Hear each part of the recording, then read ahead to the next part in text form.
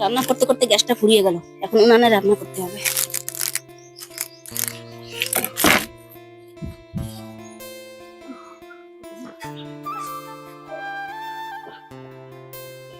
এই ঘরে একটা মাই আছে, দিদি আয় নাকি? দিদি, ও দিদি, দিদি মেয়ে বিয়ে দেবা নাকি? না না, এখনো মেয়ের বয়স হয়নি, এখনো মেয়ে বিয়ে দেব না। ভালো ছেলে ছিল। আমার বিয়ে হবে? কি মজা কি মজা! আমি শাড়ি পরবো, গয়নাগাটি পরবো, সিঁদুর পরবো, শাঁখা পরবো, কি মজা! আমার বান্ধবীকে নিমন্ত্রণ করবো। ইয়ে! এই এই তোমাদের ঘরে বলো।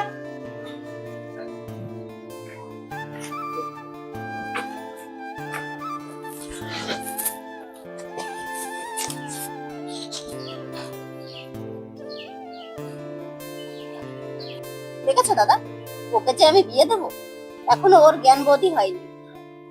ও সংসারে কি বোঝে এখন? আর কয়েকটা বছর যাক, তারপরে দেখবো।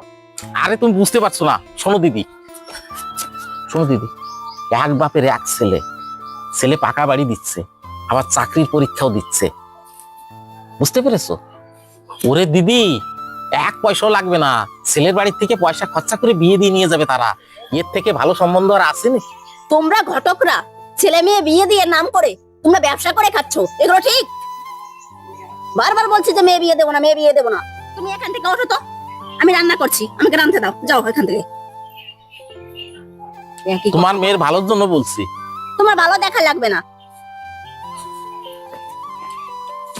রান্না করছি, জ্বালিয়ে খেলো। তখন থেকে বলেছে যে মেয়ে বিয়ে দেবো না, দেবো না। ছেলেটা কিন্তু দারুণ, মদ গাঁজা কিছু খায় না, কোনো নেশা করে না। বললাম না এখন মেয়ে বিয়ে দেবো না।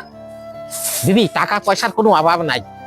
কতবার বলবো মেয়ে বিয়ে দেবো না, একই কথা বারবার বলে যাচ্ছ। এখন ভাবছি না মেয়ে বিয়ে। দিদি, ছেলেটা কিন্তু ভালো, আমার যদি একটা মেয়ে থাকতো না, আমি ওই ছেলের সঙ্গে বিয়ে দিতাম, এত সুন্দর। একই কথা বারবার বলছো কেন? বলছি না যে মেয়ে বিয়ে দেবো না, মেয়ে বিয়ে দেবো না। তুমি রেগে যাও না, তোমার ভালোর জন্যই বলছি। আমার ভালো তোমার দেখা লাগবে না। ওদের মেলা জমি জায়গা, ওদের টাকা পয়সার কোনো অভাব নেই, শুধু গুছাবে। ওখানে তোমার মেয়ে বিয়ে দাও, এখানে জ্বালাতেছ কেন? দিদি, আমার যদি মেয়ে থাকতো না, আমি এই ছেলে কিছুতেই হাতছাড়া করতাম না, ওদের প্রচুর টাকা পয়সা আছে। তুমি আমার টাকা পয়সা লোভ দেখাচ্ছ, আরে ওখান থেকে জ্বালিয়ে মারলো তখন থেকে। আরে শোনো দিদি, ছেলেটা স্বভাব চরিত্র খুবই ভালো। তখন থেকে জ্বালিয়ে খেলো, দূর হয়ে যাবে।